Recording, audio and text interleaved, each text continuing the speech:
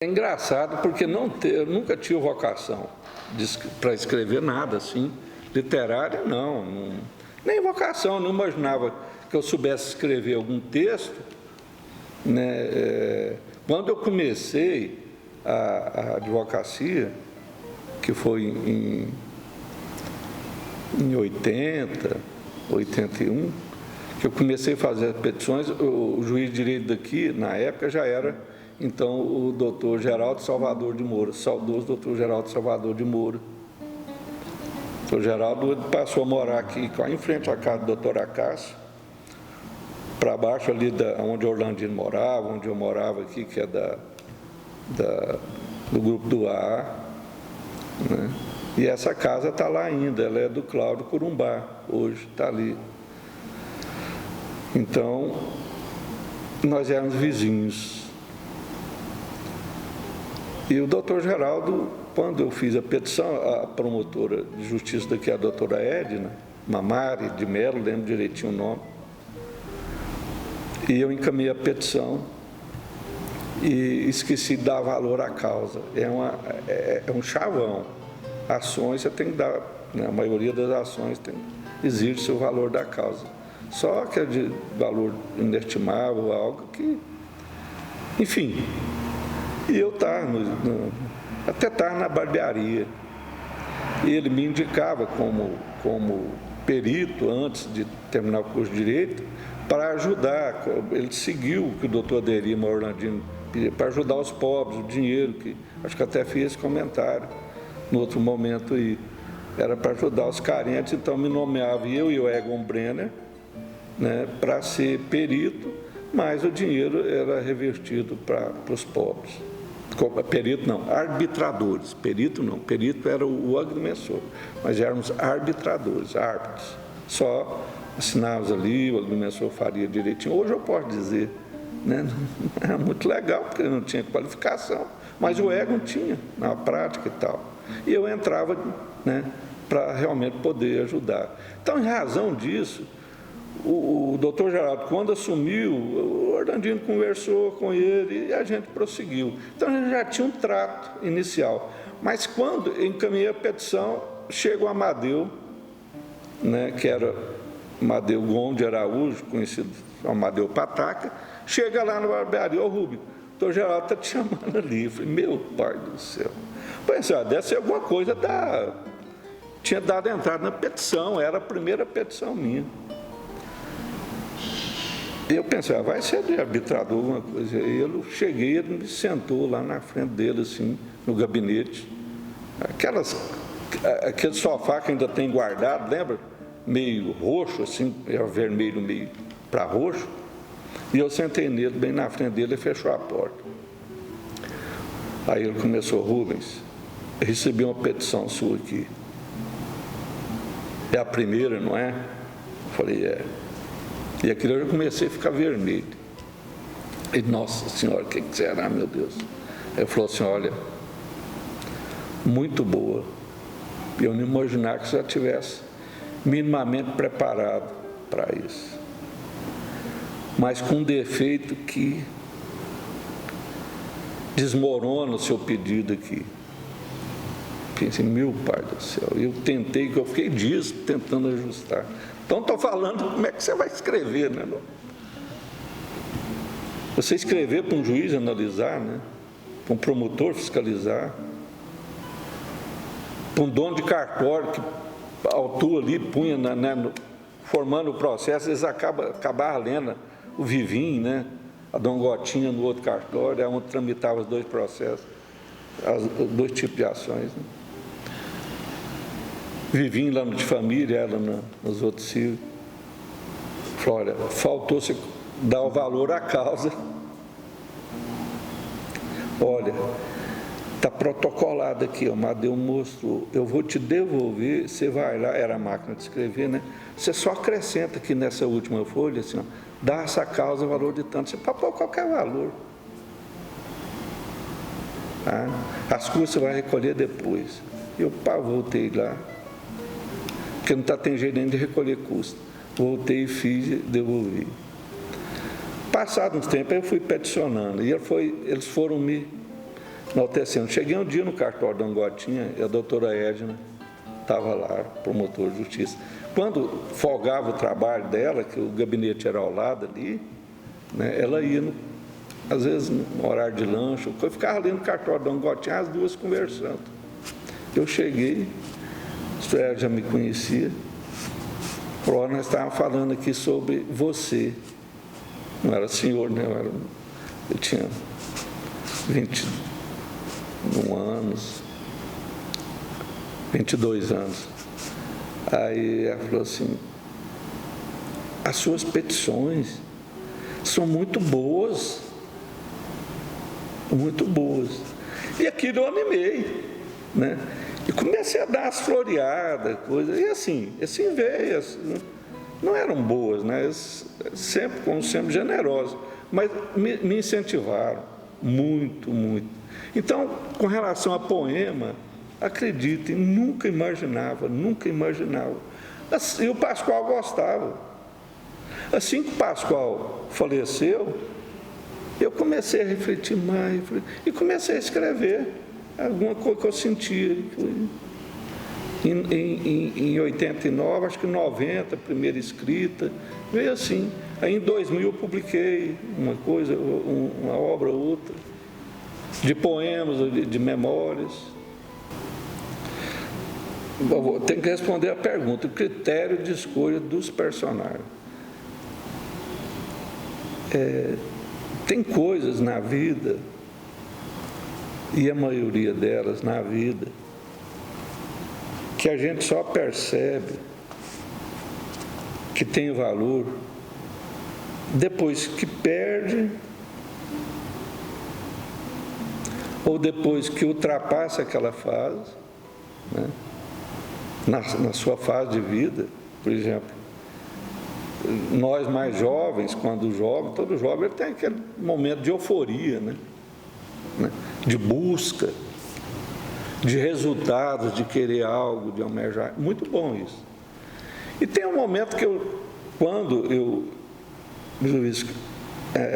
pensando de memórias, imagina que isso já tem 21 anos, que foi em 2000, e eu escrevi em 98, 99, então eu tinha 40 anos. Não estava tão velho, né? Uma idade, né, razoável, mas não era para estar em aspecto de memória. Mas eu ouvi que eu estava passando, que a coisa estava chegando e que eu tinha paralisado ali no tempo e que eu não queria, não era mais meu desejo, quer na profissão, algo, ficar buscando muita coisa, mesmo porque o tempo que foi quase 20 anos de eu buscar, materialmente dizendo, não tinha praticamente resultado. Eu tinha terminado uma casa que eu sonhava em fazer aquela casa, aquela forma para todo sempre, estar com a minha família, meus filhos, meus netos, enfim, toda a geração. Eu tinha uma terrinha que eu tinha adquirido desde 84, era a única coisa que eu tinha. Entrei em situação financeira difícil, porque acabei dando passo, né, mais largo que poderia dar, e eu estava me restabelecendo. E no momento a Receita Federal alguém para me prejudicar colocou a Receita para me vasculhar, e eu estava com um problema sério. Eu passei a refletir sobre o aspecto de matéria, de espírito, e eu sempre, né, das coisas do outro lado. Eu comecei a ficar com saudade de antes, né, de criança, né? E comecei a ficar um velho anda a hora, né, de criança, de jovem. Parece que não tinha valido a pena, de ainda não, eu estava passando ainda, não estava na 40 anos de idade, mas me deu uma vontade, uma saudade das pessoas, todas elas que estavam na primeira obra. 200 nomes me vieram assim, de início, 204 nomes. E eu resolvi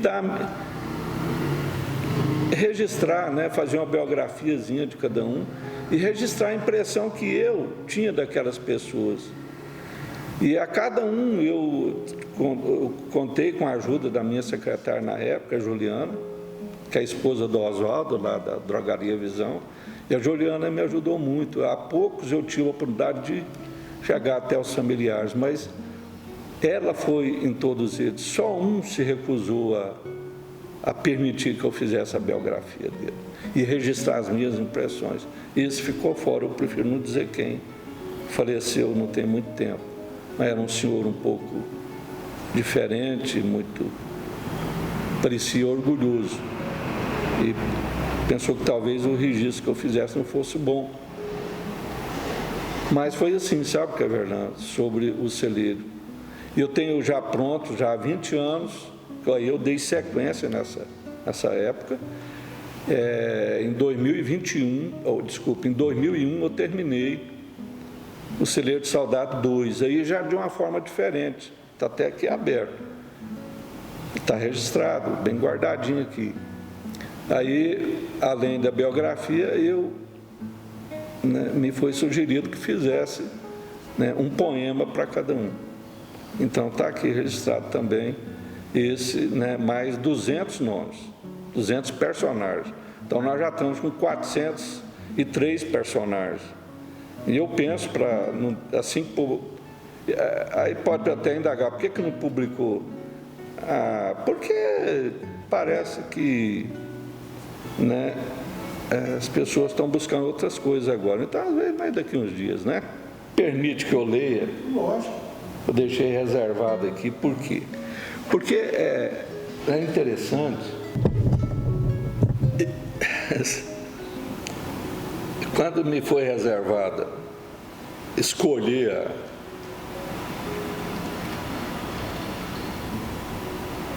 o patrono, poucos ainda restavam. Por exemplo, o Pascoal. Claro que eu queria que o Pascoal fosse meu patrono. O Natalino já tinha escolhido. Mas, graças a Deus, também me foi reservado Altamiro de Moura Pacheco.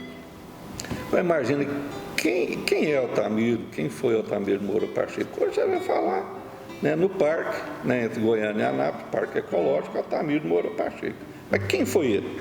Então, eu queria pedir a permissão para fazer uma leitura breve, porque é uma pessoa que merece, né, ter bem gravado em nossos corações, nossas mentes, né, quem foi esse homem, esse grande homem.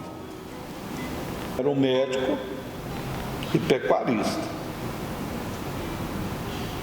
Um comentário aqui que a Assembleia Legislativa do Estado de Goiás fez, numa homenagem a ele, retrata bem quem ele foi. Diz: o sobrado imponente na esquina agitada da Avenida Araguaia com a Rua 15, no centro de Goiânia, foi por décadas a residência desse homem que escreveu seu nome na história da cidade, do estado e em parte até do país. É ele o destaque, né, que a Assembleia então publica em suas redes sociais. Altamiro de Moura Pacheco é daquelas personalidades das quais é quase impossível relatar todos os feitos em prol de Goiás e dos goianos, mais especialmente dos goianienses. Médico e pecuarista, Altamiro teve contribuições em várias áreas. Ele ajudou a criar a Faculdade de Medicina, que anos depois se juntaria às outras faculdades existentes, que é a de Direito e de Farmácia, e mais o Conservatório de Música, para dar origem à Universidade Federal de Goiás. Apesar de seu nome não constar nos registros oficiais, historiadores afirmam que foi ele o responsável por conversar com Juscelino Kubitschek e conseguir assinatura para a instalação da Faculdade de Medicina em Goiânia. No campo da pecuária, além de ser o criador da Sociedade Goiana de Agricultura e Pecuária, que é a SGPA, Altamiro Pacheco ajudou a melhorar a qualidade do rebanho. Ele criava gado de qualidade e vendia matrizes a outros fazendeiros para promover a evolução genética dos animais. Mas, diferente de muitos produtores rurais, em sua grande propriedade, comprada ainda em 1938, nas cercanias da então nova capital, o médico reservou 70% da área para preservação. Essa vasta extensão de mata preservada deu origem, décadas depois, ao Parque Ecológico de Goiânia, que também leva o nome de Altamiro Moura Pacheco. Homenagem mais do que justa. Outro detalhe, o aeroporto de Goiânia, Santa Genoveva, e o bairro homônimo da região norte da cidade também estão ligados ao personagem, já que foi ele quem doou as terras para a construção, tanto do loteamento quanto do campo de aviação. Em troca da doação dos terrenos, ele pediu apenas que fosse dado o nome de sua mãe, Dona Genoveva, por quem nutria uma grande admiração aos novos, evidentemente. No campo da política, Altamiro de Moura Pacheco também teve uma atuação importante e fundamental para a mudança da capital federal para o centro-oeste do Brasil. Ele foi o homem incumbido pelo então governador Juca Ludovico para presidir a Comissão de Cooperação para a mudança da capital federal. Altamiro foi o responsável pela desapropriação de terras, onde foi construído o novo Distrito Federal. E o mais importante, que vem agora da cultura goiana,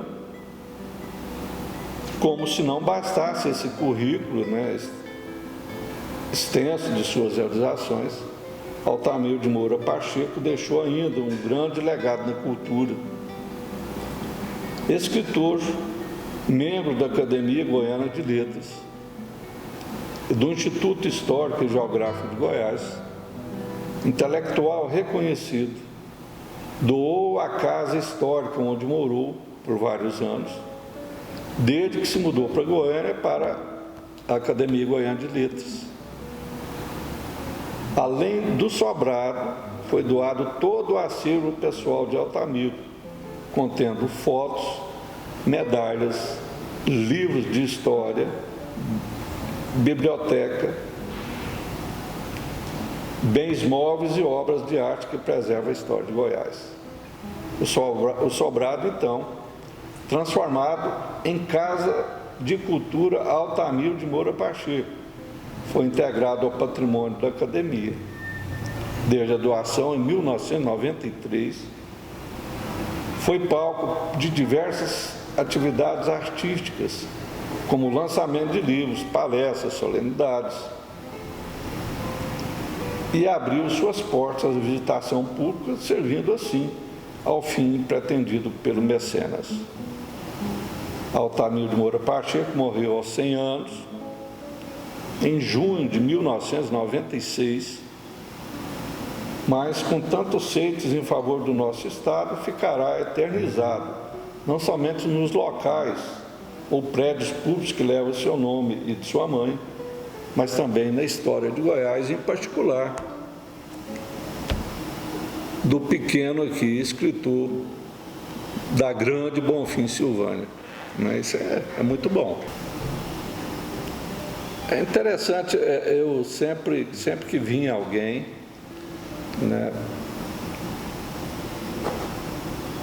que não sei porquê,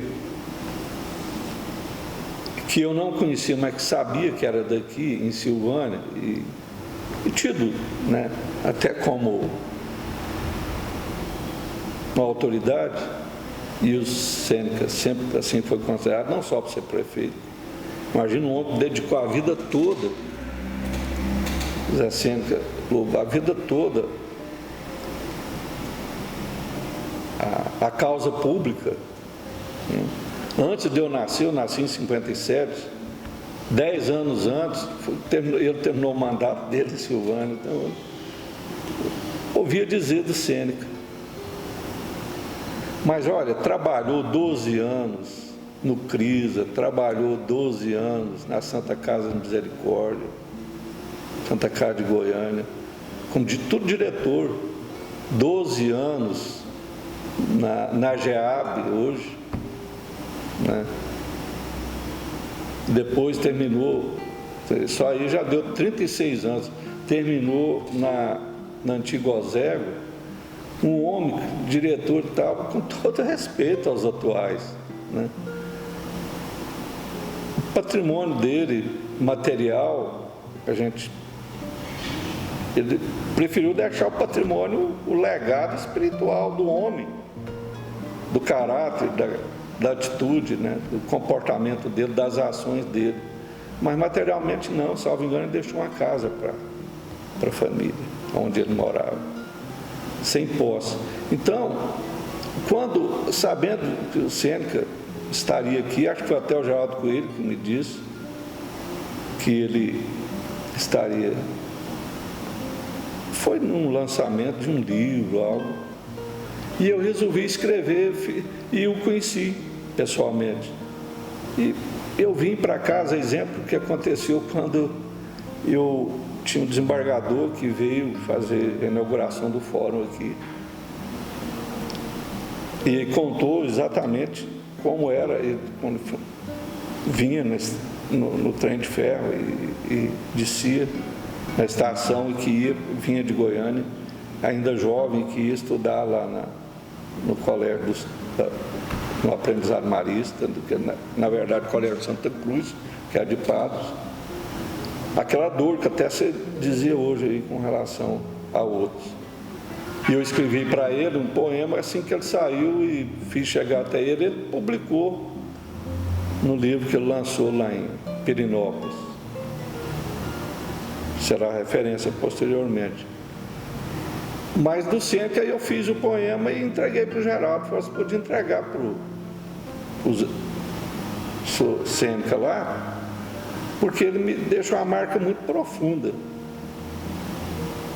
E é engraçado, quanto mais idoso, eu desde jovem, os meus amigos, desde que eu fui para a barbearia e depois, meus amigos só pessoal podia ser meus pais e avós, uma facilidade num contato com eles e uma reverência plena. Então, com Sêneca, algo de pai para filho ou de filho para avô, porque ele vem e publica o Gotejos de Saudade, é Gotejo de Saudade, né?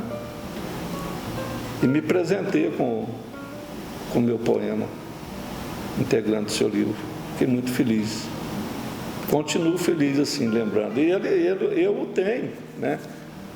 Essa obra aqui eu recomendo, né, que todos a ler, todas as obras do Sêneca, mas que ele retrata, são 2 volumes, ele retrata muito, mas muito, muito de Bonfim, de Silvânia, para todos nós. Então eu já estou, é a 3ª vez que eu leio. Hoje eu comecei, eu não sei porquê, eu vou dar uma olhada para ver se o Everão fala alguma coisa a respeito, né? Mas não dá para comentar, né, nesse momento com relação a essa obra dele, porque aqui está todo o amor dele por Silvânia, por nossa gente, por todos nós, por Bonfim, pelos amigos. Ele ainda faz uma referência aqui, tantos e tantos que ele faz referência, personagens, nomes e tal, que ele cita aqui, infinidades, não dá para contar. Ele fala assim, ó, só 2 que possivelmente tenham sido meu inimigo político, mas eu não fui inimigo deles, não sou considerado, foram, mas nada que venha contrariar, né, os bons princípios dele, que ele tenha falado mal, né? Só bem do nosso povo, da nossa gente. Tanto que ele escreve, né, Bonfim de Goiás, né, minha terra, minha gente. Depois a outra obra, Gravetos de Goianidade. Olha a humildade desse homem. Depois, Gotejos do Passado. Tudo com referência mais a Bonfim, a Silvânia. E por último, Tópicos de um Viver Saudável. Ele vem dizer, olha que maravilha a idade, eu chegar nos 100 anos, com toda a lucidez, toda a plenitude. E as meninas dele, né, principalmente não, a ambas, eu vejo que a menina, me fugiu o nome dela, mas ela vem, a Cláudia, ela vem dizer aqui da irmã Malu, né, e dela, nos presentearam, né, e tem certeza que ela tem algo mais guardado lá, que oportunamente, quer ver lá, nós vamos, né, humildemente procurá-las, né, para nos ajudar. Olha o tamanho desse planeta, hein? Não poderia ter nascido em qualquer um lugar desse planeta, qualquer lugar. Nós sabemos que antes de nascer, né, tem que ter uma permissão para o lugar, para onde é. Não é uma escolha, é a permissão para vir. O lugar, aqueles que nos circundam desde antes, hoje e sempre, são os que estão conosco.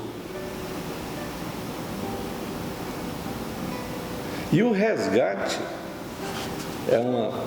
hoje dá para perceber que é uma encarnação, uma vida de resgate, de dificuldades, de sofrimento que não faz mal, só faz bem, em todos os aspectos da vida.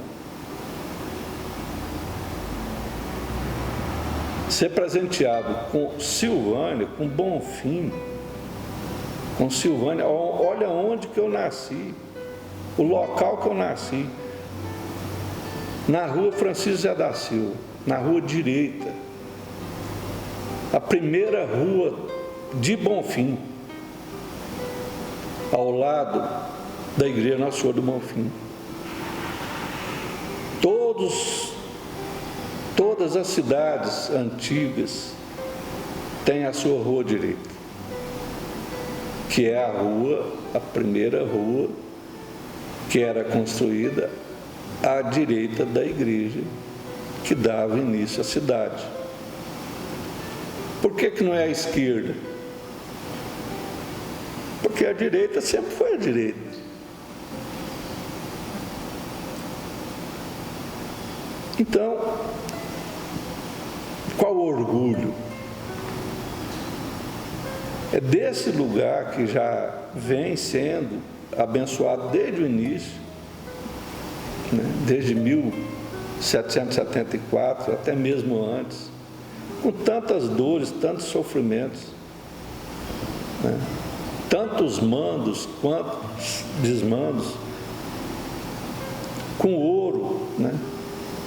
Toda a riqueza, onde se podia avaliar se alguém era rico, se ele tinha posse, era contando o número de escravos.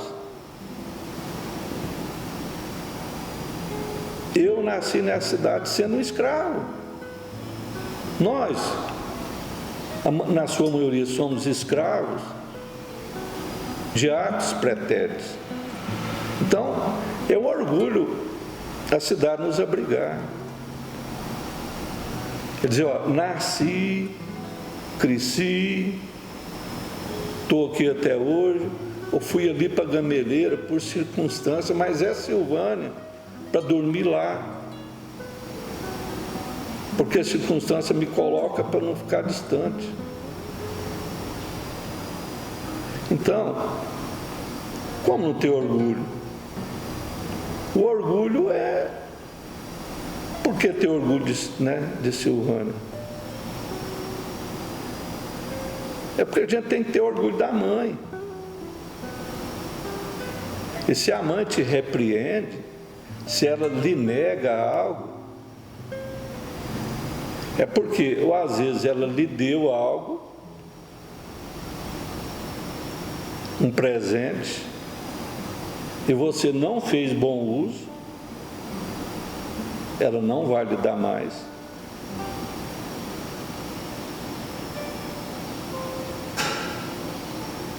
Ou talvez não seja bom que a mãe lhe presenteie com esse presente que você almeja alcançar.